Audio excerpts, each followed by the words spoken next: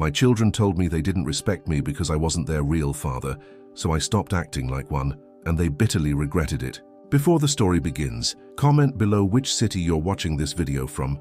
Don't forget to subscribe to the channel and leave a like. Enjoy the story, everyone. The September rain fell steadily outside Fairview Elementary School as Jacob Morrison clutched his toolbox in one hand and a small folded work order in the other. The school secretary had directed him to classroom 108, where a built-in bookshelf had collapsed the previous day, thankfully after the children had gone home. As the owner of Morrison Woodworks, Jacob had built a reputation for quality craftsmanship and reliability, which kept his small business afloat in Portland's competitive market. "Excuse me," Jacob said, knocking on the open doorframe. "I'm here about the bookshelf." The young woman kneeling on the floor amid a pile of children's books looked up, brushing a strand of honey-blonde hair from her face. Even in the harsh fluorescent lighting of the classroom, her natural beauty was striking, but it was the weariness in her eyes that caught Jacob's attention. She looked exhausted in a way that went beyond physical tiredness. "Oh, thank goodness," she sighed, rising to her feet and extending her hand. "Diana Winters. I teach kindergarten here. That shelf decided to give up on life yesterday afternoon, and I've been trying to salvage what I can of our class library." Jacob shook her hand, noticing the wedding ring that caught the light. "Jacob Morrison. I should have this fixed up in a couple hours." "Take your time," Diana replied with a tired smile. "The kids are at music class until lunch." As Jacob set to work removing the damaged shelf, he couldn't help but notice the family photos on Diana's desk. 2 children, a boy about 4 years old with a gap-toothed smile and a baby girl wrapped in a pink blanket, and a man in military uniform with Diana's arm around his waist. The classroom door burst open and a small whirlwind of energy barreled in. "Mommy, Mr. Patterson, let me play the big drum." The little boy from the photo skidded to a halt when he noticed Jacob. "Who are you?" "Benjamin," Diana chided gently. "What did we say about indoor voices? And where's your class?" "They're coming," Benjamin replied, not taking his curious eyes off Jacob or his tools. "Are you fixing our bookshelf?" Jacob smiled. "That's the plan, buddy." Diana ruffled her son's hair.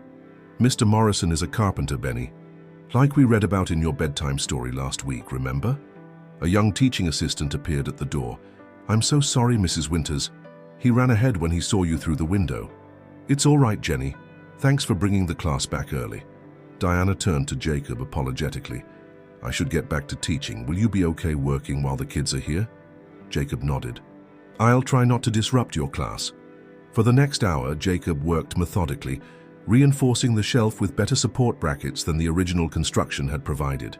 Occasionally, he caught glimpses of Diana teaching, her patient voice guiding the children through a counting exercise, her gentle redirections when attention wandered. He also couldn't help noticing Benjamin, who kept stealing glances his way, clearly fascinated by the tools and woodwork. During the children's lunch break, Diana approached Jacob's workstation, a sleeping infant cradled against her shoulder.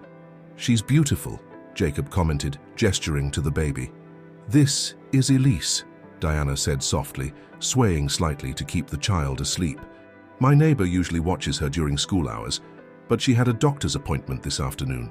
"Your husband must be proud of such a beautiful family," Jacob said, immediately regretting his words when Diana's expression clouded over. "He would have been," she replied after a moment. "David was in the army. His unit was deployed to Afghanistan last year. Her voice trailed off as she gently adjusted the sleeping Elise. "I'm sorry," Jacob said, feeling the inadequacy of those 2 simple words. Diana took a deep breath, visibly pushing away the grief that had momentarily surfaced. "It's been 8 months. Some days are easier than others." An awkward silence fell between them before Diana spoke again. "Actually, while the kids are at lunch, I wanted to ask if you'd be willing to look at something else.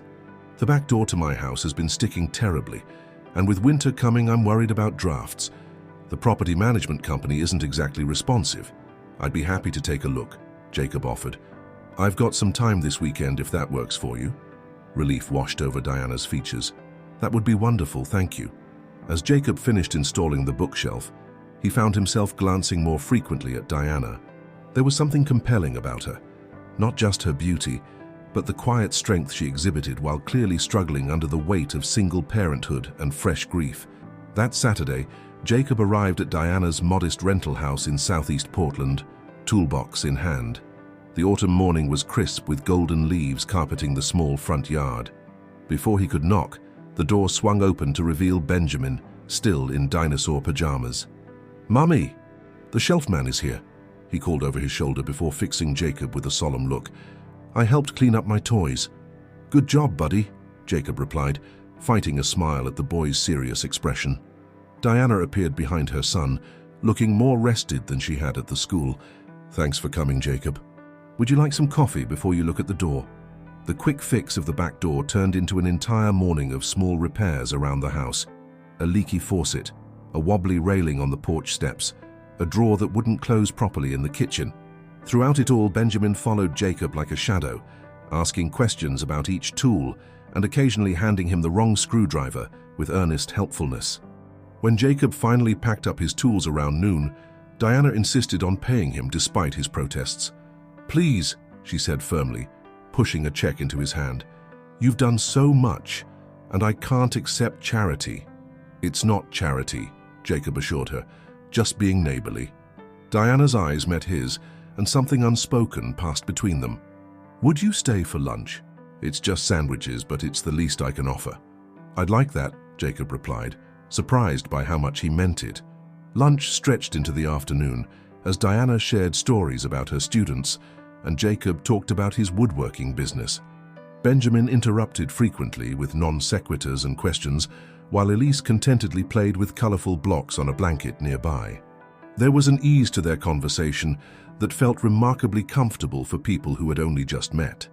As September gave way to October, Jacob found reasons to check on the repairs he'd made at Diana's house. Each visit was a little longer than the last, each goodbye a little more reluctant. Diana began calling him for non-house-related reasons, to share news about Benjamin's first soccer game, to ask about a strange noise in her car, to invite him to Sunday dinner. One evening, as they sat on Diana's porch after putting the children to bed, a question that had been building in Jacob's mind finally found its way to his lips. "Diana, would you like to go to dinner sometime? Just the two of us?" She looked down at her hands, twisted together in her lap. "Jacob, I don't know if I'm ready for that." "I understand," he said quickly, cursing himself for rushing her. "No, let me finish," Diana said, touching his arm lightly. "I'm not sure if I'm ready, but I'd like to try. It's just that my life is so complicated now. The kids are still so young, and Benjamin still asks about his daddy coming home, and Elise will never even remember him." Her voice caught on the last words. "We can take it as slow as you need," Jacob assured her. "I'm not going anywhere." Diana looked up at him, her eyes reflecting the porch light. "Why? Why would you want to take on someone else's grief and someone else's children?" Jacob considered her question carefully. "Because when I'm with you and the kids, it feels right, like I found something I didn't even know I was looking for." He hesitated before adding, "And because Benjamin handed me the wrong screwdriver 7 times that first day, and I still wanted to come back." Diana laughed, the sound bright in the autumn evening. "He can be stubborn." "I wonder where he gets that from," Jacob teased gently. Their first date was modest. Dinner at a small Italian restaurant while Diana's neighbor watched the children. Diana wore a simple blue dress that brought out her eyes, and Jacob couldn't remember the last time he'd been so nervous around a woman. Their conversation was occasionally punctuated by Diana checking her phone for messages from the babysitter, but Jacob didn't mind. He understood that her children would always come first. As winter settled over Portland, bringing rain and early darkness, Jacob became a fixture in the Winters household. He built a bookshelf for Benjamin's growing collection of dinosaur books, installed nightlights shaped like stars in Elise's room, and spent Christmas Eve helping Diana assemble a bicycle that had the children squealing with delight on Christmas morning.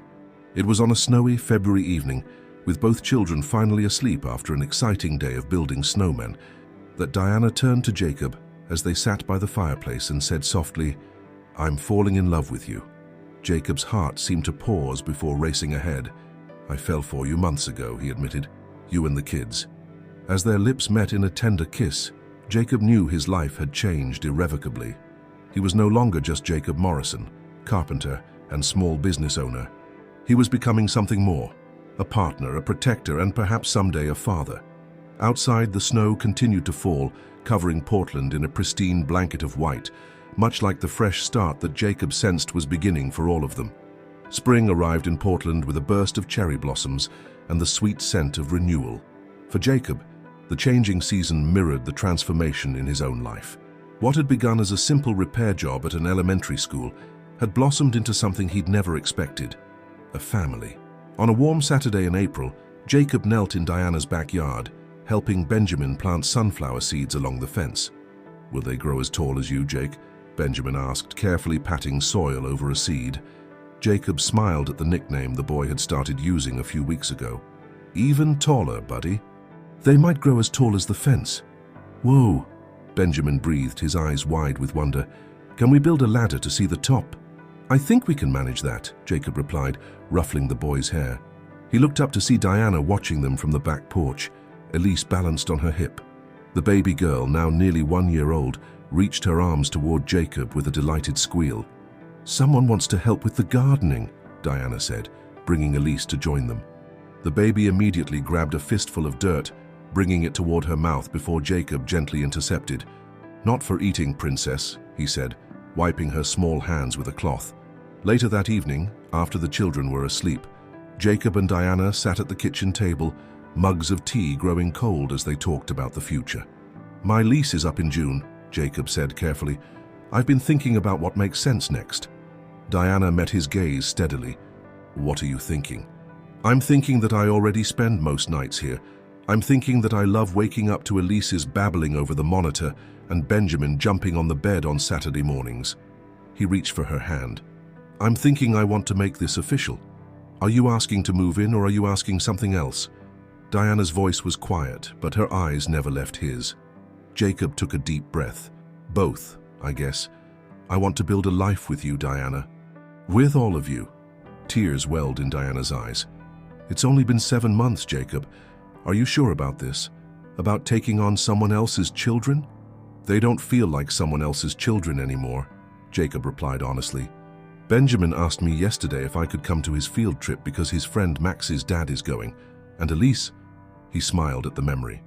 "Yesterday she was crying when you were in the shower, and when I picked her up she stopped immediately and put her head on my shoulder." Diana wiped away a tear. "She does love you. And I love her. Both of them. And you. More than I thought possible." Jacob squeezed her hand. "I know David will always be their father.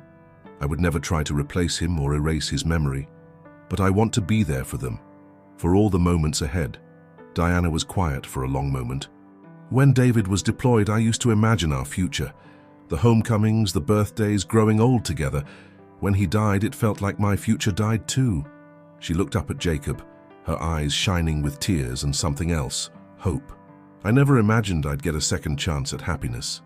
"Is that a yes?" Jacob asked softly. Diana laughed through her tears. "Yes to moving in. The other question, ask me again when you're ready."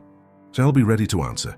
By June, Jacob had sold most of his furniture, keeping only his prized collection of woodworking tools and a handcrafted rocking chair his grandfather had made. The blending of their households was surprisingly smooth, as if Jacob's belongings had been waiting for the right spaces to fill in Diana's home. The true adjustment came in the daily routines, coordinating morning schedules so everyone got out the door on time, figuring out bedtime rituals that worked for both children, learning Diana's particular way of folding laundry. Jacob found himself embracing these domestic details with unexpected joy. One evening in late July, Diana came home from work to find Jacob and the children in the backyard, gathered around something large covered with a tarp. "What's all this?"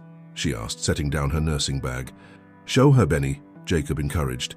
Benjamin pulled away the tarp with a dramatic flourish to reveal a stunning wooden playhouse, complete with a small porch, window boxes filled with flowers, and a tiny door painted red. "Jake and me builded it," Benjamin announced proudly. "Built it," Jacob corrected gently, and Elise supervised. Diana's hand flew to her mouth. "Jacob, it's beautiful." "Open the door," Benjamin insisted, bouncing on his toes. Inside the playhouse, Jacob had installed miniature furniture he'd crafted himself. a small table with chairs, a bookshelf already stocked with children's books, and a cushioned window seat. Above it all hung a wooden sign with carefully carved letters, Winters Morrison Family Clubhouse.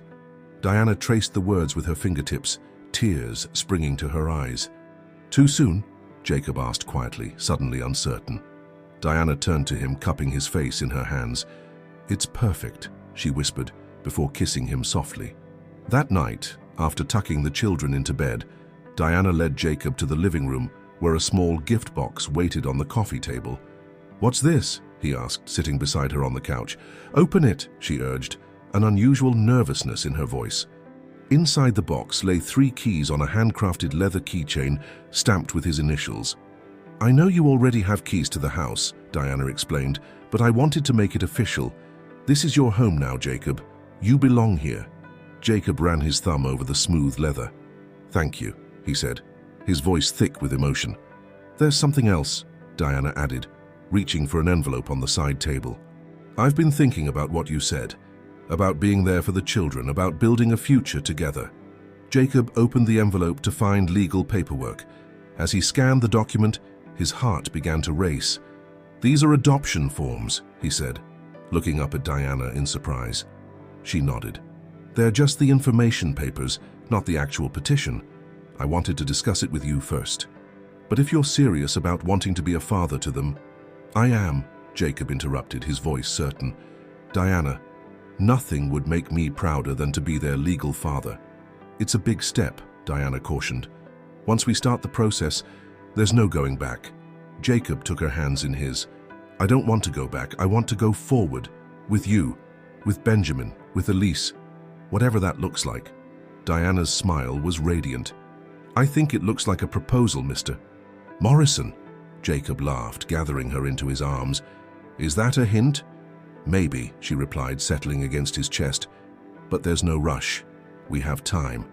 As summer faded into fall, Jacob and Diana fell into the comfortable rhythms of family life. They celebrated Elise's first birthday with a small party in the backyard, the sunflowers now towering overhead, just as Jacob had promised. Benjamin started kindergarten, proudly introducing Jacob to his teacher as My Jake during the open house. Diana returned to full-time nursing once Elise was settled in daycare, and Jacob's woodworking business expanded to include custom children's furniture. After photos of Benjamin's playhouse generated interest among local parents. On a crisp November evening, a year after Jacob had first fixed Diana's back door, he asked her to take a walk with him through the neighborhood park, Benjamin's babysitter agreeing to stay late. The park's trees were aglow with thousands of tiny white lights, an early holiday display that transformed the ordinary space into something magical. In the center of the park, beside a small pond where ducks glided peacefully across the water, Jacob stopped and turned to Diana. "Do you remember the first time I came to your house?" he asked, taking her hands in his. Diana smiled at the memory. "You fixed 6 different things because Benjamin kept finding more broken stuff to show you." "I think I knew even then," Jacob admitted. "Something about you, about your children, about the way you built a home filled with love despite everything you'd lost. I wanted to be part of it." As a light snow began to fall, unusual for Portland in November, Jacob lowered himself to one knee, pulling a small velvet box from his pocket. "Diana Winters, I love you more than I ever thought possible. I love our family, the one we've been building together this past year. I want to continue building that family for the rest of our lives." He opened the box to reveal a ring with a single diamond surrounded by smaller sapphires, the color of Diana's eyes. "Will you marry me?" Tears spilled down Diana's cheeks as she nodded, unable to speak for a moment. Finally, she managed to whisper, "Yes, Jacob, yes." As he slipped the ring onto her finger and rose to kiss her, the snow fell more heavily around them, each flake catching the twinkling lights.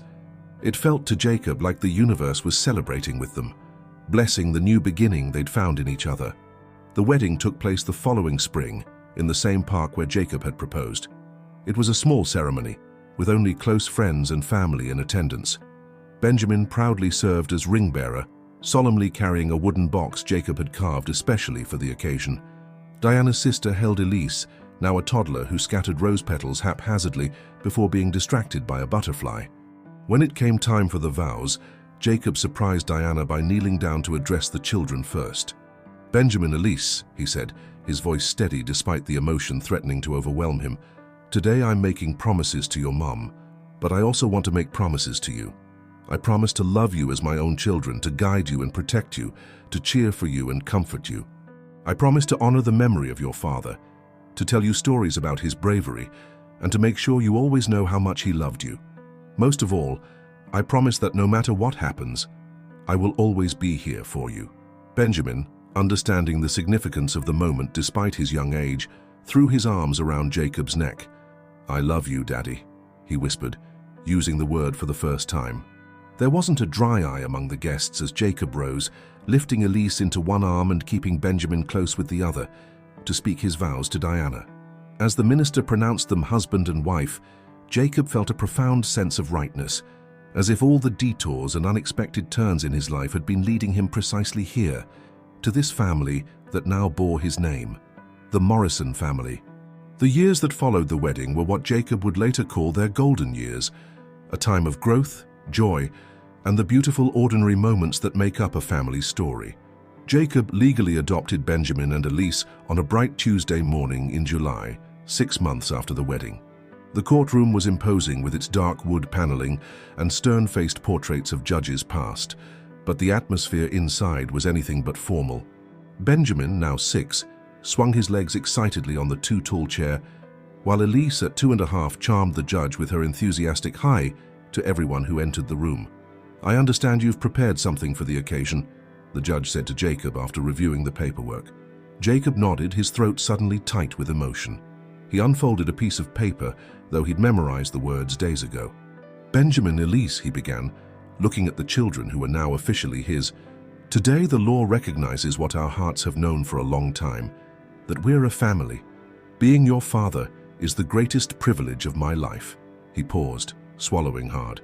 "Your dad David was a hero who loved you very much. I want you to know that I'm not replacing him in your hearts. There's room for both of us. He'll always be your first dad, and I'm honored to be your second." Diana wiped away tears as Benjamin solemnly high-fived the judge, who had clearly been moved by Jacob's words. They celebrated afterward with ice cream sundaes at Benjamin's favorite diner, where Elise managed to get chocolate sauce in her hair and all over her new dress.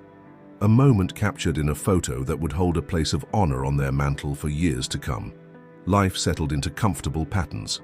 Jacob expanded his woodworking business, eventually leasing a proper workshop space near their home where he could take on larger projects.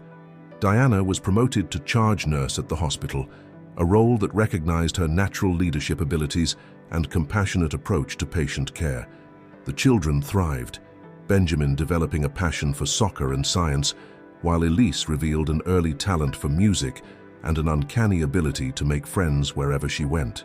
Each year brought its own milestone moments: Benjamin's first lost tooth, Elise's first day of kindergarten, family vacations to the Oregon coast, where they built elaborate sandcastles and collected shells that still line the windowsills of their home.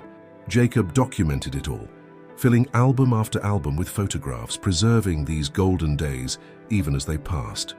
When Benjamin turned 8, Jacob surprised him with a treehouse built in the sturdy oak in their backyard, a more sophisticated version of the playhouse the children had now outgrown. It featured a rope ladder, a zip line to the ground that Diana reluctantly approved, and a solar-powered reading light for the nights when Benjamin wanted to escape into his favorite adventure books. "This is the coolest thing ever," Benjamin exclaimed, exploring every nook of his new hideaway. "None of my friends have anything like this." "Your dad's good with his hands," Diana remarked, standing beside Jacob as they watched their son's excitement.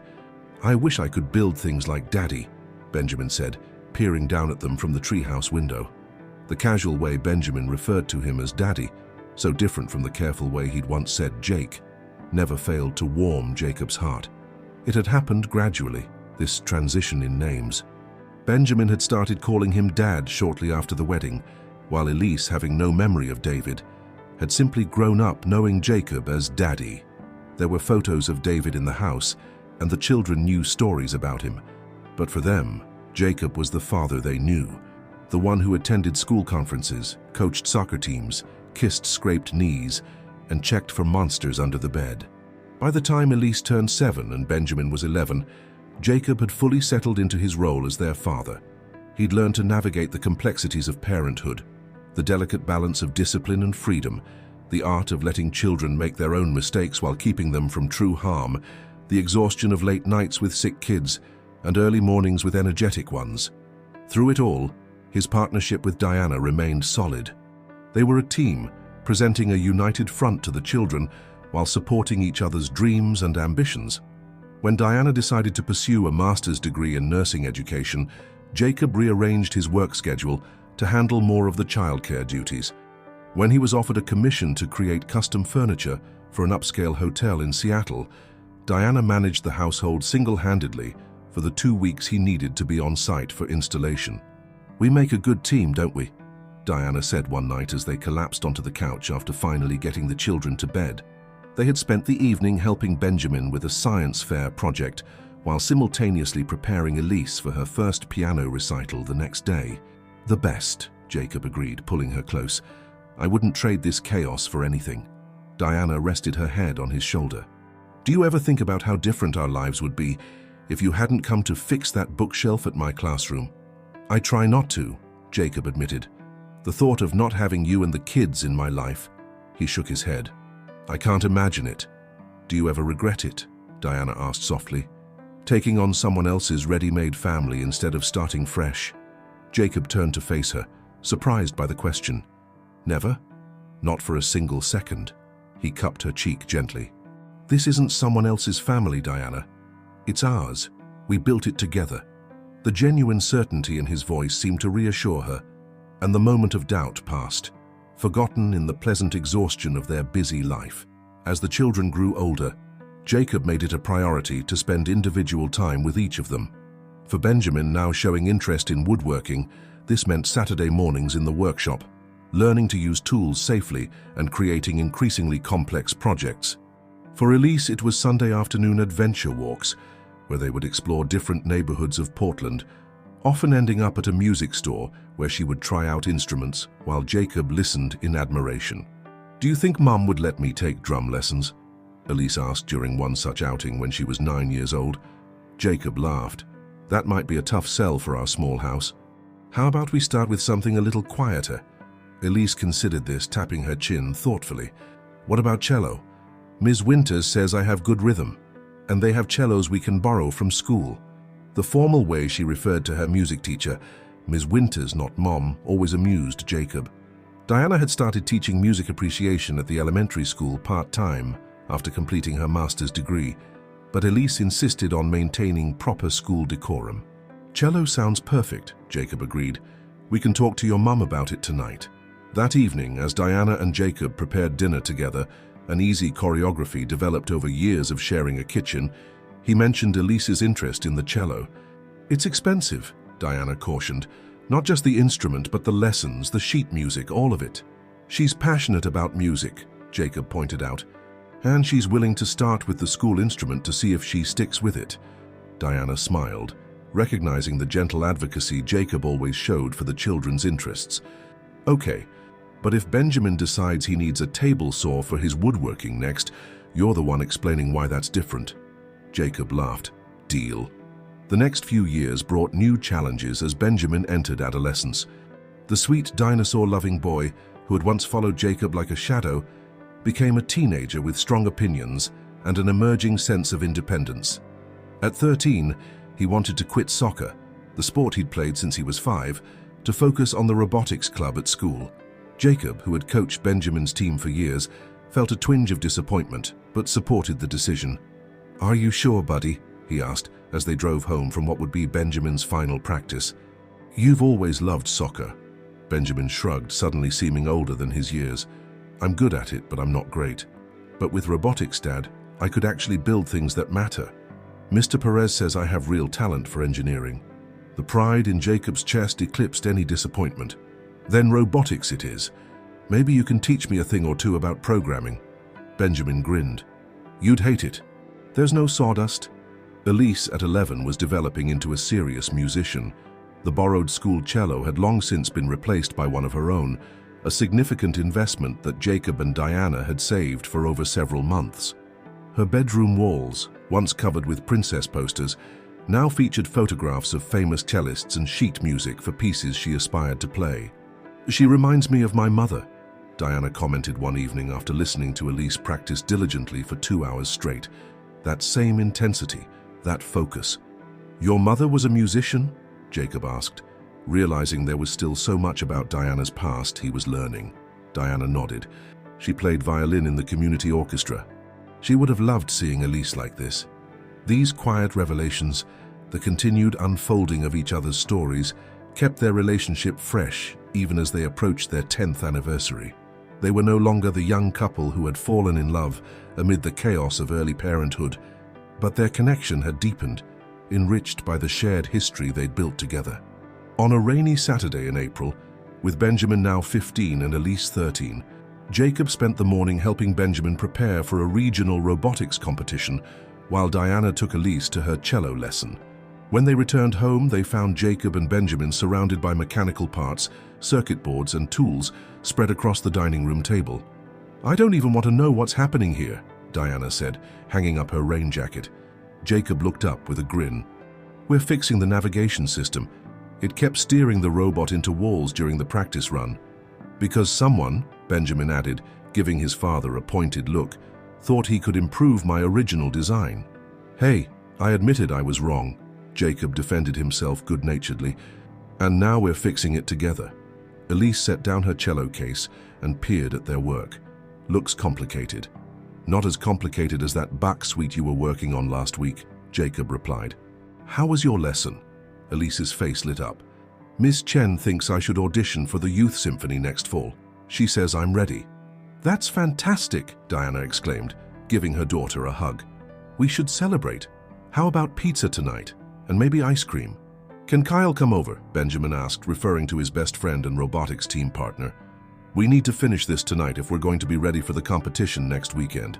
"Sure," Jacob agreed. "The more hands, the better." As Diana called in the pizza order, Jacob looked around at his family. Diana with her phone tucked between ear and shoulder, already reaching for plates. Benjamin and Elise now bickering good-naturedly over whose extracurricular activity was more impressive.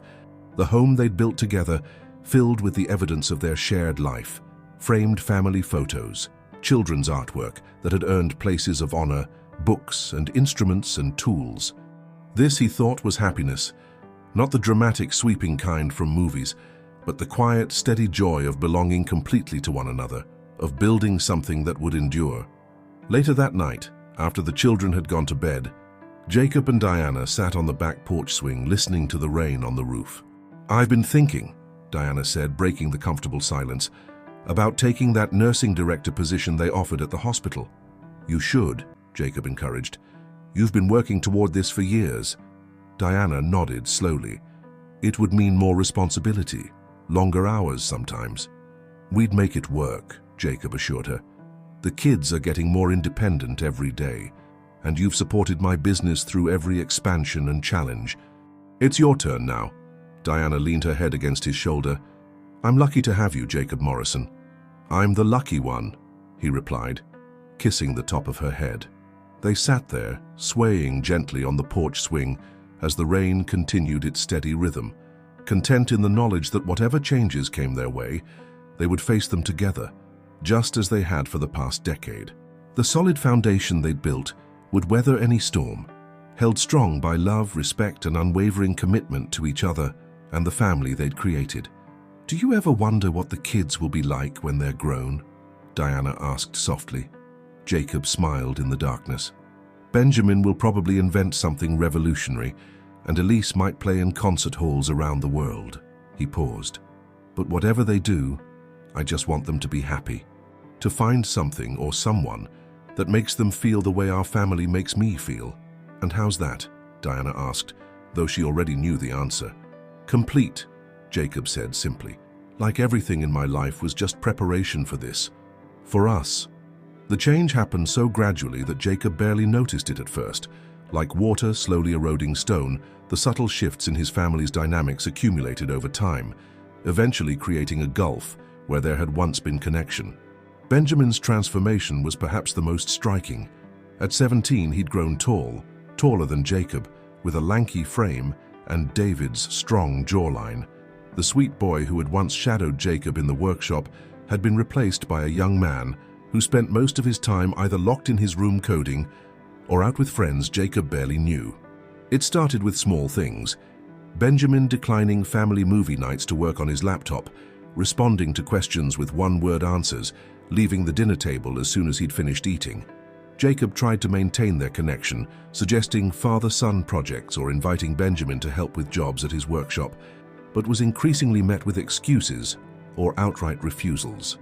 "He's just being a teenager," Diana reassured Jacob after Benjamin had declined, for the third time that month, to join them for Sunday dinner. "It's normal for him to pull away a bit. He's establishing his identity." Jacob nodded, wanting to believe her, but feeling an uncomfortable tightness in his chest. "I just miss him." "I know," Diana said, squeezing his hand. "But he'll come back around. They always do." Elise, at 14, was undergoing her own transformation. The bubbly girl who had once shared everything with her parents now cultivated an air of mystery, disappearing into her room for hours with her cello and emerging with red-rimmed eyes that suggested either intense practice or intense emotions. Jacob couldn't tell which, and Elise wasn't forthcoming with explanations. Her room, once open to Jacob for nightly bedtime stories and morning wake-up calls, became a fortress with the door perpetually closed, adorned with a hand-lettered sign reading, "Knock or regret it." Her former affectionate nature gave way to a prickly defensiveness, especially when Jacob attempted to set limits on her screen time or questioned her sudden friendship with older students from the youth symphony. "Dad, you don't understand," became her frequent refrain, usually accompanied by an exasperated eye roll that made Jacob feel simultaneously irritated and inadequate. Diana, who had always been Jacob's partner in parenthood, seemed increasingly absorbed in her demanding role as nursing director. Her promotion had been a source of pride for the entire family, but the accompanying responsibilities meant longer hours and more mental energy devoted to work problems, even when she was physically present at home. Jacob tried to compensate by taking on more household duties, ensuring dinner was ready when Diana came home exhausted, helping with homework, maintaining the family calendar of appointments and activities. But sometimes, in quiet moments alone, he wondered if he was the only one still holding on to the ideal of the close-knit family they'd once been. The first major confrontation occurred on a rainy Thursday evening in October. Benjamin, now in his senior year of high school, had missed his curfew by over an hour. Jacob had texted twice, called 3 times, and was pacing the living room when he finally heard the front door open. "Where have you been?" Jacob demanded, his voice sharper than intended, anxiety having transformed into anger during the long wait. "It's after midnight." Benjamin shrugged off his rain-soaked jacket. "Out." "That's not an answer, Benjamin," Jacob persisted. "You can't just disappear without telling us where you are or who you're with." "I was at Tyler's working on our app," Benjamin replied flatly. "We lost track of time." "You couldn't answer your phone? Send a text? Anything?" "My phone died." Benjamin moved toward the stairs, clearly considering the conversation over. "Hey," Jacob called, following him. "We're not done here. This isn't the first time, Benjamin. You can't just ignore curfew whenever it's convenient." Benjamin stopped on the stairs, turning to face Jacob with unexpected intensity. "Why do you care so much where I am? It's not like you're my real dad." The words hit Jacob like a physical blow, stealing the breath from his lungs. Before he could recover enough to respond, Diana appeared at the top of the stairs, awakened by their voices. "What's going on?" she asked, tightening the belt of her robe. "Ask your son," Jacob managed, his voice thick with hurt. "Apparently, I have no right to be concerned about his whereabouts." Benjamin pushed past Diana without explanation, slamming his bedroom door with enough force to rattle the family photos hanging in the hallway. Diana descended the stairs slowly, concern etched on her face. "What happened?" "He missed curfew again," Jacob explained, trying to keep his voice steady. "And when I called him on it, he informed me that I'm not his real dad." Diana's expression softened. "Oh, Jacob, he didn't mean it. He was just lashing out." "Didn't he?" Jacob challenged, the hurt turning to a slow-burning anger. "Because I've noticed both kids pulling away, especially from me, for months now. And you've been so busy with work that you haven't seen it." Diana's face hardened. That's not fair. I'm doing the best I can, balancing everything. And I'm not, Jacob shot back. I've been picking up all the slack at home while you build your career. I'm the one driving Elise to cello lessons and dealing with Benjamin's attitude and making sure this household doesn't fall apart. Is that what you think I'm doing? Building my career at the expense of our family. Diana's voice rose. I took that promotion to provide security for us, for the children's college funds, for our retirement, for everything we've talked about wanting. They stared at each other across the living room, the distance between them suddenly seeming vast. It was their first serious argument in years, and neither knew quite how to navigate it. Finally, Jacob sighed, running a hand through his hair. I'm sorry. I know you're working hard for us. I feel like I'm losing them, Diana, losing all of you. Diana's expression softened. You're not losing us. The kids are just growing up and we're all adjusting. It's a phase, Jacob. We'll get through it. But as the weeks passed, the tension in the house only increased. Benjamin remained distant, spending weekends with friends rather than at home, speaking to Jacob only when necessary.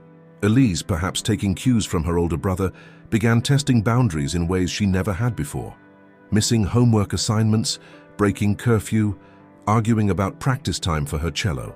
Diana tried to mediate, but her long hours at the hospital meant she often wasn't present for the daily frictions that were wearing Jacob down. When she did intervene, it sometimes made matters worse, as the children seemed to view her as an ally against Jacob's unreasonable rules. Mom, tell Daddy can't just ground me for missing one stupid assignment, Elise complained one evening when Jacob had restricted her phone privileges after a call from her math teacher. Jacob, don't you think that's a bit harsh for a first offense? Diana questioned, undermining his authority in front of their daughter. It's not a first offense, Jacob pointed out, frustration evident in his voice. This is the third call we've had from teachers this month. We agreed there would be consequences if it happened again. But taking away her phone, Diana argued. She needs it for her music apps, for coordinating with her quartet. Jacob threw up his hands. Fine, you handle it then. He walked out of the room, leaving Diana to deal with a smug-looking Elise. Later that night, after the children had gone to bed, Jacob confronted Diana in their bedroom. You can't keep contradicting me in front of the kids, he said quietly. They need to see us as a united front. Diana sighed, removing her earrings at the dresser. I'm not trying to undermine you, Jacob, but sometimes I think you're being too strict with them. They're good kids. They deserve some freedom. Freedom, yes, but not freedom from responsibility or consequences, Jacob insisted. And lately, it feels like I'm the only one enforcing any kind of standards. That's not true, Diana countered. I parent them when I'm home. When you're home, Jacob repeated pointedly. Diana turned to face him, her expression hardening. Are we really back to that? I thought you supported my career. I do, Jacob insisted. I've always supported you, Diana. But lately it feels like the kids and I are nowhere on your priority list. That's not fair, and you know it, Diana replied, her voice rising. I'm doing my best to balance everything. And I'm just asking you to back me up when I'm doing the same, Jacob said, struggling to keep his own voice level. They went to bed without resolving the argument, each retreating to opposite sides of the mattress, a physical manifestation of the emotional distance growing between them. The following weekend brought matters to a head. Jacob had planned a family camping trip to the coast, hoping that a change of scenery might help reset some of the tension in the household. He'd spent weeks preparing, securing a prime campsite, planning hikes appropriate for everyone's abilities, even packing special treats he knew the children enjoyed. 2 days before they were set to leave, Benjamin announced he wouldn't be going. What do you mean you're not going? Jacob asked, looking up from the camping checklist he'd been reviewing at the kitchen table. Tyler's dad got us tickets to the tech conference in Seattle, Benjamin explained, without looking up from his phone. It's a huge opportunity to network. People from MIT are going to be there. The camping trip has been on the calendar for months, Benjamin, Jacob pointed out. You can't just bail at the last minute. Benjamin finally looked up, his expression coolly defiant. Watch me. Jacob felt his temper rising. This is a family trip, and you're part of this family. You're coming. You can't make me, Benjamin challenged. I'm 17. I can make my own decisions. Not while you're living under my roof, Jacob countered, immediately regretting the cliché even as it left his mouth. Benjamin's laugh was cold. Right. Your roof, your rules. Because you pay the bills, right? That's what makes you think you can control everyone. That's not what I meant, isn't it? Benjamin interrupted. You're always acting like you own this family just because you married Mom and adopted us. But you're not our real father and you never will be. The words hung in the air between them, impossible to take back, impossible to unhear. Jacob felt as though the floor had dropped out from beneath him, leaving him in free fall. Diana emerged from the hallway, having overheard the exchange. Benjamin Allen Winters, apologize to your father right now. Benjamin turned his cold gaze to his mother. He's not my father. My father died a hero. This guy just saw an opportunity to play house with a desperate widow and her kids. Benjamin, Diana gasped. It's fine, Jacob said quietly, though it was anything but fine. He's entitled to his feelings. No, it's not fine, Diana insisted. Benjamin, we've talked about this. Jacob adopted you legally, but more importantly, he's been your father in every way that matters for 13 years. He deserves your respect. Benjamin stood, pocketing his phone. Whatever. I'm going to Tyler's. He strode toward the door, pausing only to add, and I'm still not going camping. I have actual important things to do with my life. After the door slammed behind him, Diana turned to Jacob, her expression stricken. Jacob, I'm so sorry. He doesn't mean it, doesn't he? Jacob asked softly. Because it sounded pretty sincere to me. Before Diana could respond, Elise appeared in the kitchen doorway. I don't want to go camping either, she announced. Jacob stared at her, momentarily speechless. Excuse me. Camping is boring, Elise declared, and Sophia invited me to stay at her lake house that weekend. Her older sister is driving us. Jacob exchanged a look with Diana, silently pleading for support. To his relief, she stepped in. Elise, we've had this trip planned for months, Diana said firmly. You can go to Sophia's another time. Elise's face crumpled into a scowl. That's not fair. Benjamin gets to skip it for his stupid tech conference. Benjamin is not skipping anything, Diana corrected. He's being disrespectful and selfish, and he'll face consequences for that. So why can't I do what I want too? Elise demanded, her voice rising to a whine that set Jacob's teeth on edge. Because we're a family, Jacob interjected, and sometimes that means doing things together even when they're not your first choice. Elise's gaze swung to him, her eyes narrowing. You always do this. You try to force everyone to pretend we're some perfect family, but we're not. Benjamin's right. You're just trying to control us because you don't have a real family of your own. The second blow struck even harder than the first. Jacob felt his chest constrict, his vision blurring slightly at the edges. Dimly, he heard Diana sending Elise to her room, then felt her hand on his arm, her voice saying something he couldn't quite process. I need some air, he managed, shrugging off her touch and heading for the back door. In the sanctuary of his workshop, Jacob sat on his workbench, surrounded by the tools and projects that had always brought him comfort. Now they seemed to mock him with their reminders of the family he'd built furniture for, the home he'd renovated room by room, the life he'd poured every ounce of his heart and energy into creating. Had it all been an illusion? Had he been the only one who believed they were a real family? He wasn't sure how long he sat there, lost in painful thoughts before the workshop door opened and Diana entered hesitantly. Jacob? She called softly. Can we talk? He looked up, not bothering to hide the hurt in his eyes. About what? About how both of our children just informed me I'm not their real father, or about how you've been too busy to notice our family falling apart? Diana flinched. That's not fair, isn't it? Jacob stood, suddenly needing to move, to do something with the restless energy coursing through him. Tell me something, Diana. Do you agree with them? Am I just the guy who stepped in when you needed help, the convenient substitute for their real father? Of course not, Diana protested, reaching for him. Jacob, you know how much we all love you. Do I? He challenged, avoiding her touch. Because from where I'm standing, it looks a lot like I've spent 13 years giving everything I have to this family, and the moment the kids hit their teens, I'm suddenly expendable.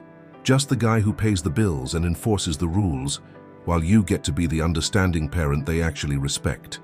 Diana's expression hardened. That's not true, and it's not fair. I've always supported your relationship with the children. I've always honored your place in this family, by contradicting me in front of them, by letting them disrespect me, by being too busy with your career to notice what's happening in our home. The words poured out of Jacob, all the frustrations of the past months finding voice at last. "My career," Diana's voice rose incredulously. "You're really going to throw that in my face? After all the years I supported your business, all the weekends I spent alone with the kids while you worked on projects, all the times I rearranged my schedule to accommodate yours." They stared at each other across the workshop, the tools and projects Jacob had created for their family, bearing silent witness to their first truly serious fight in years. Finally, Diana spoke, her voice tight with restrained emotion. "I think we both need some time to cool off. I'll talk to the kids. We'll work this out." But as she turned to leave, Jacob wasn't sure they would. For the first time since he'd married Diana, he wondered if he'd made a terrible mistake, not in choosing her, but in believing he could truly be a father to children who would always see him as an outsider. The camping trip never happened. In its place came a tense weekend of closed doors and stilted conversations, with Diana attempting to mediate between Jacob and the children with limited success.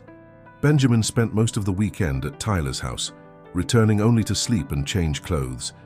Elise, after being firmly told she could not go to Sophia's lake house, retreated to her room with her cello and headphones, emerging only for meals which she ate in sullen silence. "They'll come around," Diana assured Jacob late Sunday night as they prepared for bed, their movements around each other careful and measured, as if they were strangers sharing a hotel room. "They're testing boundaries. It's normal at their age." Jacob, folding laundry with mechanical precision, didn't respond immediately. Finally, he said, "Is it normal to tell your father he's not your real parent? Is it normal to throw 13 years of love and care back in someone's face like it meant nothing?" Diana sighed, sitting on the edge of the bed. "They didn't mean it, Jacob. They were angry and lashing out. Teenagers say hurtful things they don't really mean." "Do they?" Jacob placed the folded towels in the linen closet, his back to Diana. "Or do they say things they normally keep hidden? Things they actually believe but usually don't say out loud?" "That's not fair," Diana protested. "You know how much Benjamin and Elise love you." Jacob turned to face her. "Do I? Because lately, all I see is resentment and disrespect. All I hear is that I'm not their real father, just some guy trying to control them."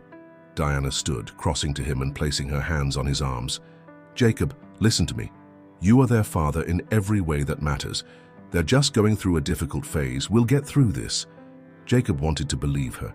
He wanted to recapture the certainty he'd once felt about his place in this family, but the hurt was too raw, the doubt too insistent. He pulled away gently, murmuring about needing to check that the doors were locked, and spent the next hour sitting alone in the darkened living room, surrounded by family photos that suddenly seemed to mock him with their frozen smiles and captured moments of happiness that felt increasingly distant.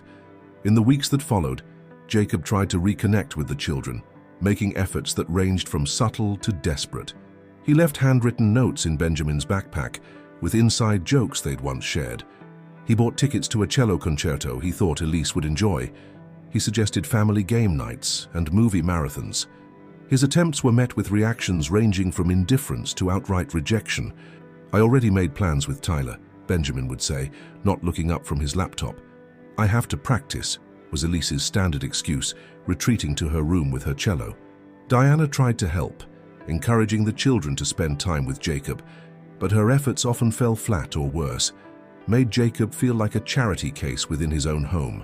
The dynamic had shifted in a fundamental way, and despite Diana's assurances that it was temporary, Jacob began to wonder if they would ever find their way back to the close-knit family they'd once been. The breaking point came on an ordinary Wednesday in November. Jacob had spent the day at a client site, installing custom cabinets in a lakeside home. It was satisfying work, tangible, measurable progress that contrasted sharply with the nebulous challenges he faced at home. He'd texted Diana earlier to let her know he'd be home in time for dinner, but received no response, not unusual given her busy schedule at the hospital. When he pulled into the driveway that evening, he was surprised to see Benjamin's car parked at an odd angle, as if it had been hastily abandoned. Inside the house, he found chaos. Benjamin stood in the living room, face flushed with anger, shouting at Diana, who looked simultaneously furious and on the verge of tears. Elise sat on the stairs, watching the scene with wide eyes, her phone clutched in her hand as if documenting the meltdown. "What's going on?" Jacob asked, setting down his toolbox. All three turned to look at him, their expressions a mixture of surprise and something else, embarrassment perhaps, at being caught in such a raw moment. "Nothing," Benjamin muttered, turning away. "It's not nothing," Diana countered. "Your son decided to hack into the school system to change his grades and got caught. He's been suspended for a week and might lose his MIT acceptance." Jacob looked at Benjamin, genuinely shocked. "What? Why would you do that?" "I didn't hack anything," Benjamin spat. "I found a security flaw and was exploring it. The school is overreacting because they're embarrassed about how easy it was to access their system." "By changing your B in advanced physics to an A?" Diana challenged. "That's not exploring a security flaw, Benjamin. That's cheating." "I deserved an A," Benjamin shouted. "Mr. Harmon grades unfairly. Everyone knows it. And MIT won't take me with a B on my transcript." "So you thought the solution was to commit academic fraud?" Jacob asked, struggling to keep his voice level. "Benjamin, that's not who we raised you to be." Benjamin's gaze snapped to Jacob, his eyes cold. "You didn't raise me to be anything. You just showed up when I was 4 and decided to play dad." The familiar pain lanced through Jacob's chest, but this time it was accompanied by something else. Anger. "That's enough, Benjamin. I've been your father for 13 years. I've supported you, encouraged you, loved you as my own. I will not stand here and let you dismiss that because you're angry about getting caught doing something wrong. What are you going to do about it?" Benjamin challenged, taking a step toward Jacob. "Ground me, take away my car. I'll be 18 in 4 months, and then you can't control me anymore." "This isn't about control," Jacob insisted. "This is about integrity, about making good choices even when they're difficult." Benjamin laughed bitterly. "Right. Like you're such a great example of integrity. You saw a vulnerable widow with 2 kids and thought, hey, instant family, no need to build my own." "Benjamin," Diana gasped, "that's a horrible thing to say." "Is it?" Benjamin turned to his mother. "You were struggling to raise us alone. He fixed a bookshelf and suddenly he's husband material? He adopted us because it was the package deal, Mom. We were the price of admission to your life." A strangled sound from the staircase drew their attention to Elise, who was now standing, her face pale. "That's not true," she said, her voice small. "Dad loves us." "He's not our dad," Benjamin shouted, his composure cracking. "Our real dad died a hero in Afghanistan. This guy is just some carpenter who moved in on Mom when she was vulnerable." The silence that followed was deafening. Jacob felt as if he'd been physically struck, the air knocked from his lungs. Diana moved toward him, her face stricken, but he held up a hand to stop her. "Jacob," she began anyway, her voice breaking. "No," he said quietly. "Let me handle this." He turned to Benjamin, summoning every ounce of calm he possessed. "You're upset and lashing out. I understand that. But what you did was wrong, and there will be consequences." "Like what?" Benjamin challenged. "For starters, you're grounded until further notice. No car, no friends over, no going out except for school once your suspension is over." Benjamin snorted. "Right. And," Jacob continued steadily, "you will write a formal apology to the school administration and to Mr. Harmon. You will accept whatever consequences the school determines are appropriate, including if that means losing your MIT acceptance." "You can't be serious," Benjamin protested. "Mom, tell him he can't do this." Diana crossed her arms. "Your father is right, Benjamin. What you did was wrong and you need to accept the consequences." Benjamin's face contorted with rage. "Fine, take the car. Take my phone. Take everything, see if I care." He stormed toward the stairs, shouldering past Elise roughly enough that she had to grab the banister to steady herself. "Hey," Jacob called sharply. "Apologize to your sister." "Or what?" Benjamin challenged, pausing on the stairs. Jacob took a deep breath, knowing he needed to maintain control of the situation. "Or you'll lose internet privileges too. No computer except for schoolwork, which you'll do in the kitchen where we can see what you're doing." For a moment, Jacob thought Benjamin might actually escalate further. Instead, the teenager muttered a barely audible sorry to Elise before stomping up the stairs. Seconds later, his bedroom door slammed with enough force to rattle the family photos on the wall. Elise remained on the stairs, looking uncertainly between her parents. "Is MIT really not going to take him now?" "We don't know yet," Diana said gently. "The school hasn't decided what the full consequences will be. Elise bit her lip, suddenly looking younger than her 14 years. He didn't mean what he said about Dad. Jacob felt a surge of gratitude toward his daughter, but before he could respond, Diana said, "Why don't you go practice your cello for a bit, honey? Your father and I need to talk." Once Elise had retreated to her room, Diana collapsed onto the sofa, burying her face in her hands. "I don't know what to do, Jacob. I've never seen him like this." Jacob sat beside her, leaving space between them. "How long have you known about this?" "The school called me at work this afternoon," Diana explained. "I left early to pick him up. We've been arguing ever since." Jacob nodded, processing this. "Why didn't you call me?" Diana looked up, surprised. I thought I could handle it. And you were with a client." "I'm his father, Diana. I should have been called immediately." Diana's expression tightened. "You're right. I'm sorry." She paused before adding, "Jacob, about what Benjamin said." "Which part?" Jacob asked, unable to keep the bitterness from his voice. "The part where I'm not his real father, or the part where I targeted you because you were a vulnerable widow?" "None of that is true," Diana insisted, reaching for his hand. "You know that." Jacob pulled away, standing up to pace the living room. "Do I? Because lately it feels like I'm the only one who believes we're a real family. The kids treat me like I'm an intruder and you—" He trailed off, not wanting to say something he couldn't take back. "And I what?" Diana prompted, her voice hardening. "What exactly am I doing wrong, Jacob?" "You're not backing me up," he said finally. "You contradict me in front of the kids. You handle major issues without involving me. You're so focused on your career that you don't see what's happening in our home." Diana stood, her eyes flashing. "That is completely unfair. I have supported you in every way possible for 13 years. I've balanced my career with raising our children. I've made sure they respect you and treat you as their father." "Have you?" Jacob challenged. "Because from where I'm standing, it looks like they've decided I'm not their father at all. And the worst part is I'm not sure you disagree with them." "How can you say that?" Diana's voice rose in disbelief. "After everything we've built together? Because when Benjamin says I'm not his real father, you say he doesn't mean it. You don't say he's wrong." The distinction hung in the air between them, a subtle but crucial difference that Jacob had only just articulated, even to himself. Diana stared at him, momentarily speechless. "Jacob, of course he's wrong. You are their father in every way that matters." "In every way that matters," Jacob repeated. "But not in the way that seems to matter most to them, not by blood." "That's not fair," Diana protested. "You knew they weren't your biological children when you married me. That's never been a secret." "No, it hasn't," Jacob agreed. "And I've never cared about biology. I love those kids as if they were my own flesh and blood. But it's becoming very clear that they don't see me the same way." Diana sank back onto the sofa, suddenly looking exhausted. "They're teenagers, Jacob. They're pushing boundaries, testing limits. They say hurtful things they don't mean." "Do they?" Jacob asked quietly.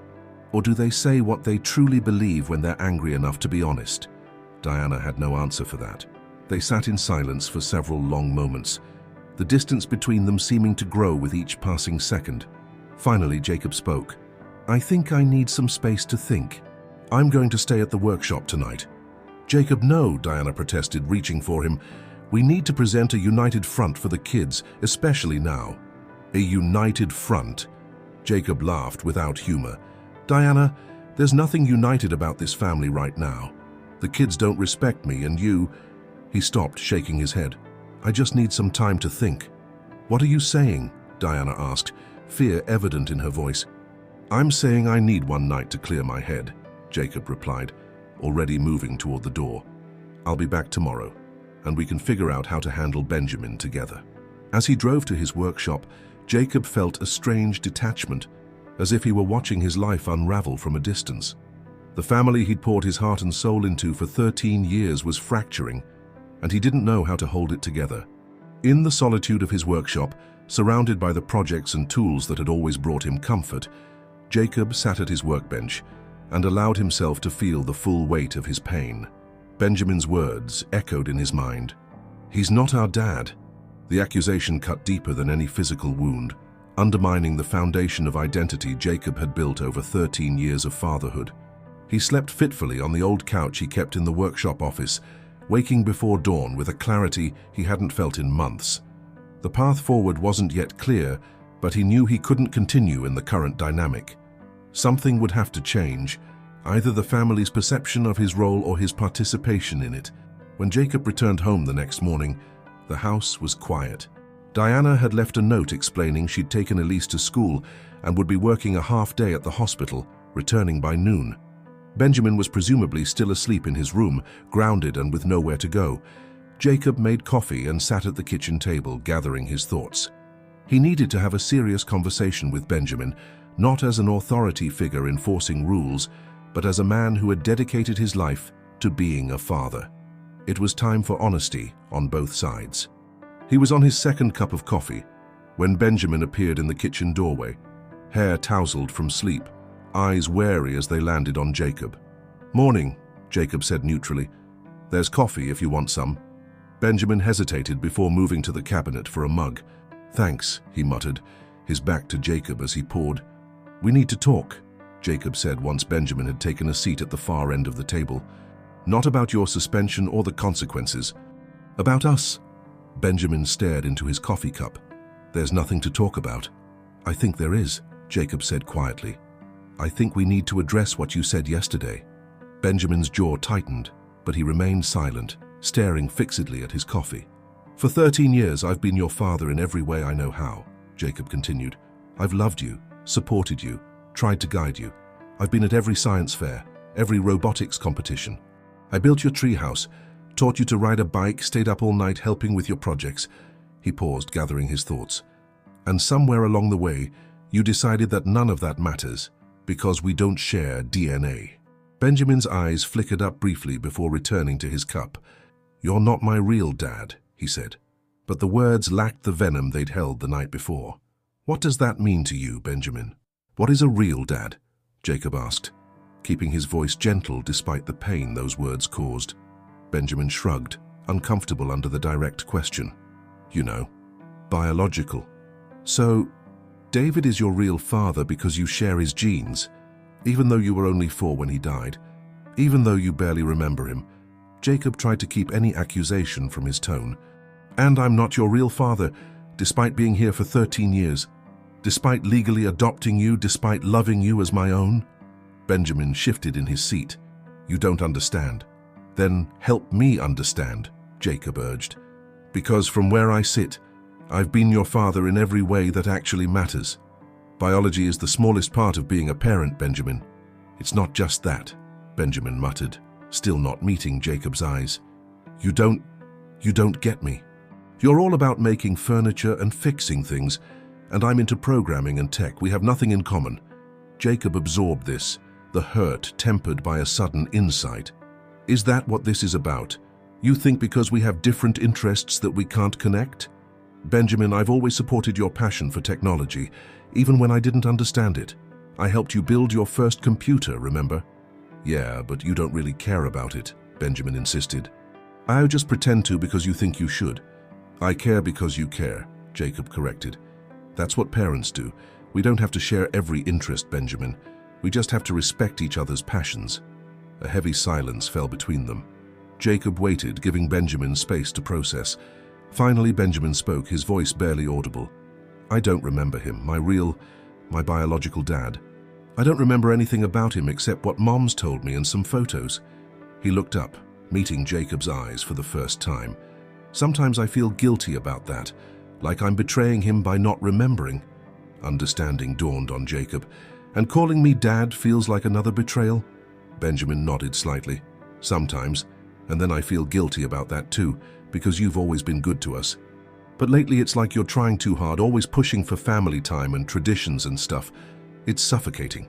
Jacob took a deep breath, acknowledging the truth in Benjamin's words. "I've been pushing because I've felt you pulling away. I was afraid of losing you." "You can't lose something you never really had," Benjamin said, then winced at his own words. "I didn't mean—" "Yes, you did," Jacob interrupted, the pain sharp but clarifying. "And maybe you're right. Maybe I've been fooling myself all these years, thinking I could be a real father to you and Elise." "I didn't say that," Benjamin protested weakly. Jacob stood, needing to move. "Benjamin, I need you to hear this. I have never, not for 1 second, regretted becoming your father. From the moment your mother let me into your lives, I have loved you and Elise completely. That love has never been conditional on you seeing me as your real father. But respect, that has to go both ways." Benjamin looked genuinely uncomfortable now. "I respect you. Do you?" Jacob challenged gently. "Because from where I stand, you've been treating me like an unwelcome intruder in your life, and that hurts more than I can express." Benjamin stared down at the table, unable to deny the accusation. "I'm sorry," he finally muttered. "I was mad about the suspension and MIT. I didn't mean everything I said." "But you meant some of it," Jacob observed. "And that's what we need to address, because we can't move forward if we're not honest with each other." Their conversation was interrupted by the sound of the front door opening. Diana appeared in the kitchen doorway moments later, looking apprehensive, as if expecting to find them in the middle of another argument. "You're home early," Jacob observed. Diana nodded. "I wanted to be here for this conversation." She glanced between them. "How's it going?" "We're just getting to the honest part," Jacob replied. "Benjamin has some legitimate concerns about our relationship, and I think it's time we all talked openly about the dynamics in this family." Diana sat down at the table, completing their triangle. "I think that's a good idea." For the next hour they talked, really talked, in a way they hadn't in months, perhaps years. Benjamin admitted to feeling conflicted about his identity, about struggling to honor David's memory, while acknowledging Jacob's role in his life. Diana confessed that she sometimes felt guilty for moving on after David's death, for allowing her children to call another man dad. And Jacob acknowledged that his recent attempts to enforce family togetherness had come from a place of fear rather than understanding. They were still talking when Elise returned from school, dropping her backpack in surprise at finding the three of them engaged in intense conversation at the kitchen table. When Diana explained they were having an important family discussion, Elise joined them hesitantly. "Are you guys getting divorced?" she asked bluntly, looking between Jacob and Diana with apprehension. "No, honey," Diana assured her quickly. "We're just working through some difficult feelings." "About what Benjamin said yesterday," Elise pressed. "About Dad not being our real father?" The directness of the question hung in the air for a moment before Jacob responded. "Yes, partly about that. We're talking about what it means to be a family, and how we can respect each other's feelings even when they're complicated." Elise fidgeted with the sleeve of her sweater. "I didn't mean what I said about you trying to control us," she offered quietly. "I was just mad about not going to Sophia's." "I know," Jacob said gently. "But I think there's more to it than that. Maybe you have some of the same questions and feelings Benjamin does about having two fathers. One you never knew, and one who's been here most of your life." Elise's eyes filled with tears. "I don't even remember my first dad. Is that bad? Does it make me a terrible person?" Diana moved to embrace her daughter. "No, sweetheart. You were just a baby when he died. It's completely normal that you don't remember him." "But Benjamin does," Elise said, looking at her brother. "And sometimes he makes me feel bad because I don't." Benjamin looked genuinely surprised. "I do? I don't mean to, Elise. I only have a few memories and I talk about them so I don't lose them." This revelation sparked another round of honest conversation, with Elise admitting she sometimes felt like she had to pretend to miss a father she couldn't remember, while simultaneously feeling guilty for thinking of Jacob as her real dad, when Benjamin clearly didn't. By the time they ordered pizza for dinner, no one having the energy to cook, the family had reached no neat resolutions, but a new understanding had begun to take root. Their issues wouldn't be solved in a day or even a week, but they'd broken through the barriers of silence and resentment that had been building for months. As they ate together in the living room, the tension that had pervaded the house for so long had eased somewhat. They weren't back to the easy warmth of earlier years, but there was a tentative peace, a willingness to try to hear each other, to make space for complicated feelings. Later that night, as Jacob and Diana prepared for bed, she reached for his hand across the sheets. "Thank you for not giving up on us," she said softly. "I was afraid when you left last night." "I needed space to think," Jacob explained. "To figure out if I could keep doing this if the kids truly saw me as an interloper rather than a father." "And?" Diana prompted, a hint of fear in her voice. Jacob squeezed her hand, and I realized that even if they never call me Dad again, even if they always see David as their real father, I would still want to be in their lives. My love for them isn't conditional on what they call me or how they categorize our relationship. Diana's eyes filled with tears. I've never doubted that you love them as your own, not for a second.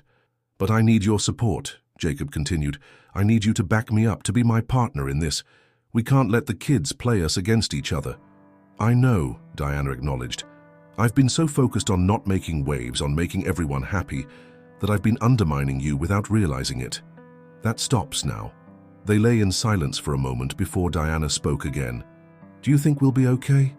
Jacob considered the question seriously. I think we've taken the first step. Real honesty, even when it hurts. The rest will take time. As he drifted toward sleep, Jacob felt cautiously hopeful. The family he'd poured his heart into for 13 years was wounded but not broken. With patience, honesty, and love, perhaps they could find their way back to each other. Not to the idealized version he'd been clinging to, but to something new, something real, with room for complexity and growth. It wouldn't be easy. The hurt was deep on all sides and old wounds had been reopened, but for the first time in months, Jacob felt like they might have a chance. The tentative peace established that night proved more fragile than Jacob had hoped. While their honest conversation had broken through some barriers, the underlying issues remained. Benjamin's suspension ended, but the school board was still deliberating the long-term consequences of his actions.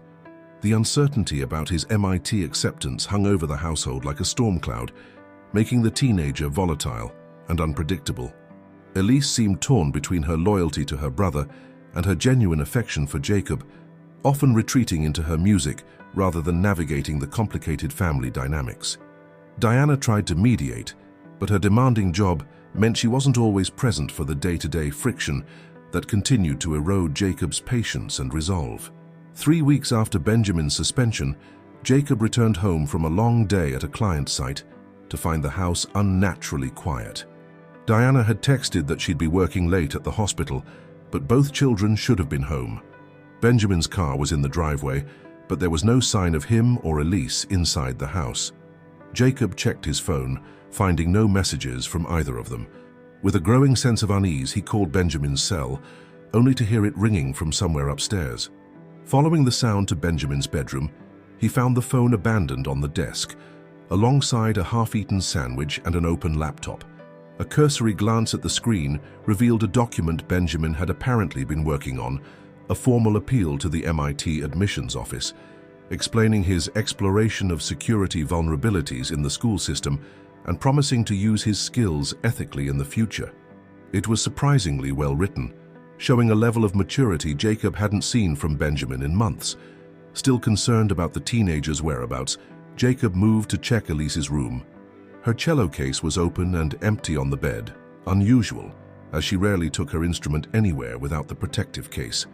On her desk lay a notebook open to a page filled with angry scribbles, most of which had been violently crossed out. Jacob couldn't make out much of the writing, but phrases like "not fair" and "hate this family" were clearly visible. Jacob's concern deepened into genuine worry. He tried calling Diana, but got her voicemail. She was likely in surgery or with a patient. He texted her quickly, "Kid's not home. Benjamin's phone is here, but he's not. Elise's cello gone, but not the case. Call when you can." As Jacob descended the stairs, debating whether to drive around looking for them or call their friend's parents, he noticed an unfamiliar backpack near the front door. Checking inside, he found Benjamin's laptop charger, a change of clothes, and a wad of cash. At least $200 that Jacob suspected had been withdrawn from the boy's savings account. The implications hit Jacob like a physical blow. Benjamin was planning to leave, perhaps had already left, taking Elise with him. But where would they go? And why would Elise agree to such a plan? Before Jacob could think further, his phone rang. "Diana, I just got your message," she said without preamble, her voice tense. "Any sign of them?" "No, but I found Benjamin's backpack by the door with cash and clothes inside," Jacob reported. "I think he's planning to run away, and he might have taken Elise with him." "Run away?" Diana's voice rose in alarm. "Where would they go?" "I don't know, but—" Jacob stopped abruptly as a noise from the backyard caught his attention. Moving to the kitchen window, he saw Benjamin and Elise crossing the lawn toward the house, deep in what appeared to be a heated conversation. "Wait, they're here. They're in the backyard." Diana's relief was audible. "Thank God. Put me on speaker when they come in. I want to hear what's going on." Jacob moved to the back door, opening it just as the teenagers reached the porch steps. They froze at the sight of him, guilt written clearly across their faces. "Inside," Jacob said firmly, stepping back to let them pass. "Your mother's on the phone." In the kitchen, Jacob placed his phone on the counter, Diana's voice filling the room. "Benjamin? Elise? Where have you been?" "We've been worried sick."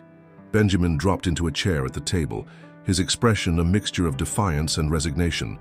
Elise remained standing, clutching her cello bow in one hand, her knuckles white. "We were at the park," Benjamin muttered. "No big deal." "With a packed bag and $200 in cash?" Jacob challenged, holding up the backpack he'd found. "Try again." Benjamin glared at the backpack, then at Jacob. "You went through my stuff. I was looking for clues about where my children had disappeared to," Jacob replied evenly. "Now, what's going on? Were you planning to run away?" Benjamin's silence was answer enough. Elise shifted uncomfortably beside him, tears gathering in her eyes.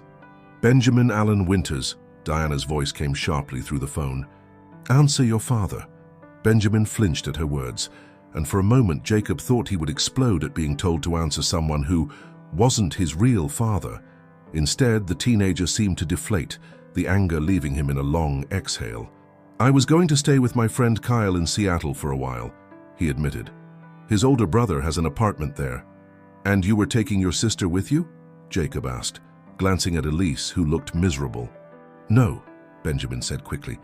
"I mean, I was going to, but she changed her mind." "I didn't change my mind," Elise protested, finding her voice at last. "I never wanted to go. I just came to try to talk you out of it." Diana's worry transformed into anger. "Benjamin, what were you thinking? You can't just run away to Seattle. You're 17 years old and trying to take your 14-year-old sister. Do you have any idea how dangerous that is?" "I couldn't stay here anymore," Benjamin burst out. "Not with MIT probably rejecting me, not with everyone disappointed in me all the time." "So you thought the solution was to disappear?" Jacob asked. "To leave your mother worried sick? To potentially put your sister in danger?" Benjamin stared at the floor, the righteousness of his anger beginning to crumble under the weight of reality. "I wasn't thinking clearly, I guess." "No, you weren't," Diana agreed, her voice marginally softer. "Benjamin, running away doesn't solve anything. It just creates more problems." Jacob looked at Elise, who was still clutching her cello bow like a lifeline. "And where do you fit into this plan?" "He told me this morning he was leaving," Elise explained, her voice small. "I begged him not to go, but he wouldn't listen, so I followed him to the park after school. I brought my cello because I had it at school for orchestra, and I didn't have time to put it away." Tears spilled down her cheeks. "I was trying to convince him to come home." Jacob felt a surge of pride for his daughter's loyalty to her brother, even as he recognized the misguided nature of Benjamin's plan. "And did you succeed?" he asked gently. Elise looked at Benjamin, who sighed heavily. "Yeah, she convinced me," he admitted grudgingly. "She said it was selfish to leave Mom like that, and that I'd regret not finishing high school properly." He glanced up at Jacob briefly. "We were coming back when you caught us." Diana's voice came through the phone, thick with emotion.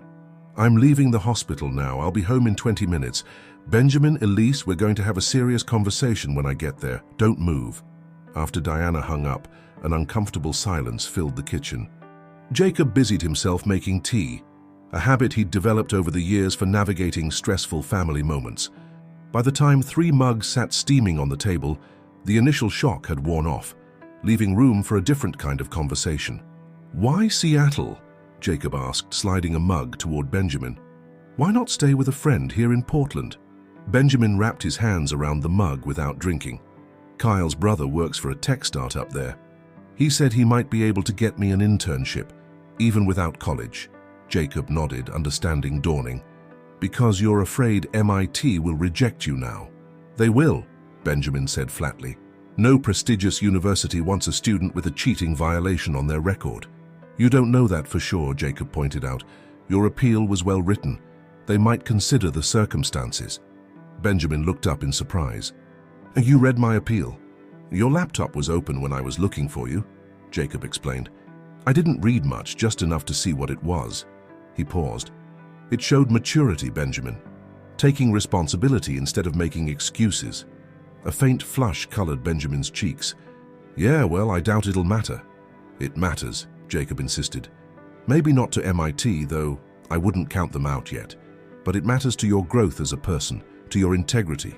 That's what I care about most. Benjamin stared into his tea. I just feel like I've ruined everything, like I'm a huge disappointment. You made a mistake, Jacob corrected. A serious one, yes, but still just a mistake. Your life isn't ruined. You're still the brilliant, capable young man you've always been. But what if MIT rejects me? Benjamin asked, vulnerability breaking through his usual defenses. What then? Then you go to one of the other excellent schools that accepted you, Jacob replied practically. Or you take a gap year and reapply, or you pursue that internship in Seattle, legally, with your family's knowledge and support. Elise, who had been quietly watching this exchange, spoke up. I told him that, but he wouldn't listen to me. Jacob smiled at his daughter. Sometimes it's hard to hear reason when you're panicking. He turned back to Benjamin. Running away isn't the answer. Facing your problems, that's the path forward. It's harder, but it's the only way through. The front door opened, announcing Diana's arrival. She appeared in the kitchen doorway moments later, still in her hospital scrubs, her face pale with worry. Her gaze traveled from Jacob to the teenagers and back again, assessing the situation. Are you both okay? She asked, directing the question at Benjamin and Elise. They nodded, unable to meet her eyes. Diana sank into a chair at the table, the adrenaline that had carried her home now leaving her visibly exhausted. Benjamin, I can't believe you were going to run away. Do you have any idea what that would have done to us?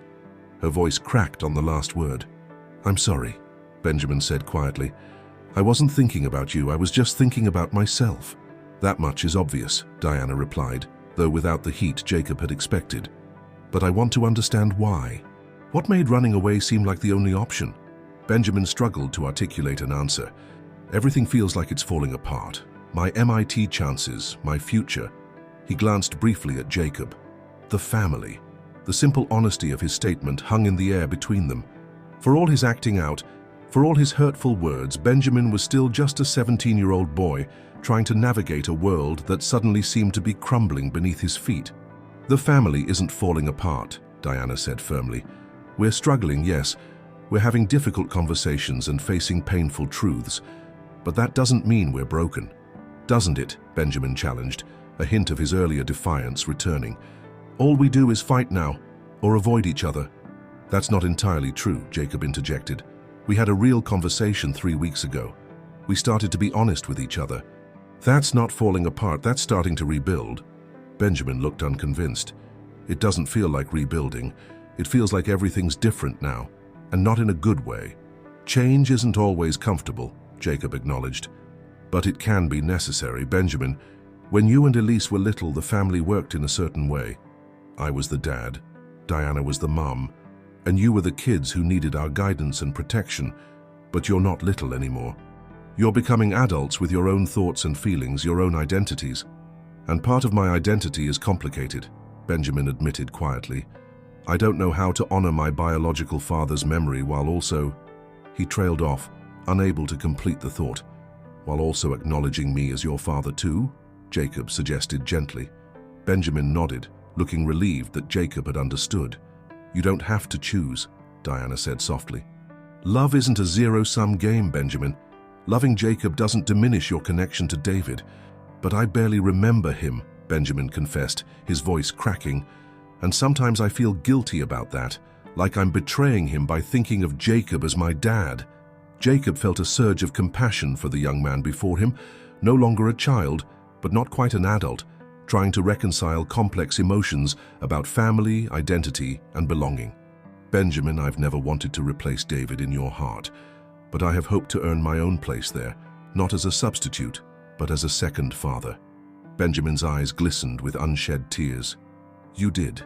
You have. That's what makes it so confusing. Elise, who had been listening intently, spoke up. I don't even remember my first dad, she said. Does that make me a bad daughter?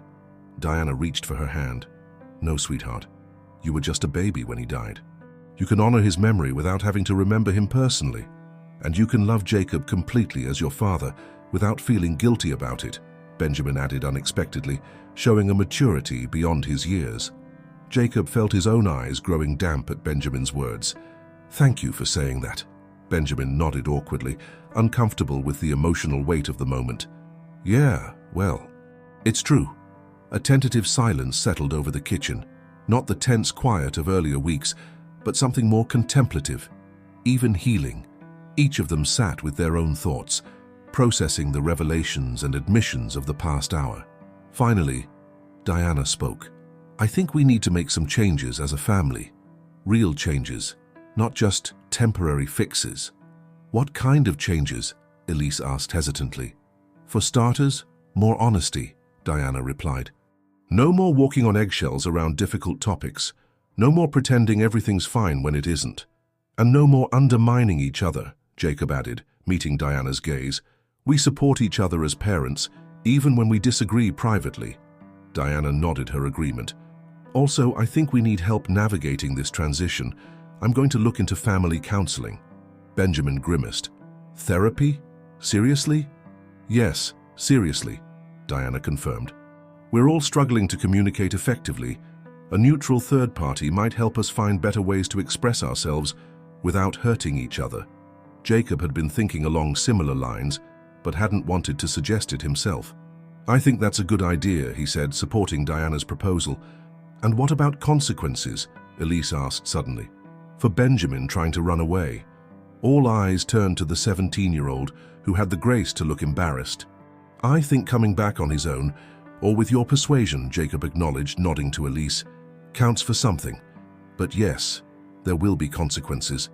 Like what? Benjamin asked warily. Like checking in hourly when you're out, Diana said. Like earning back our trust through consistent, responsible behavior. Like demonstrating that you understand the gravity of what you almost did. Benjamin nodded slowly. That's fair. And one more thing, Jacob added. I want your word that if you ever feel like running away again, if things ever seem that unbearable, you'll talk to one of us first, or a counselor, or a trusted teacher, anyone who can help you see other options.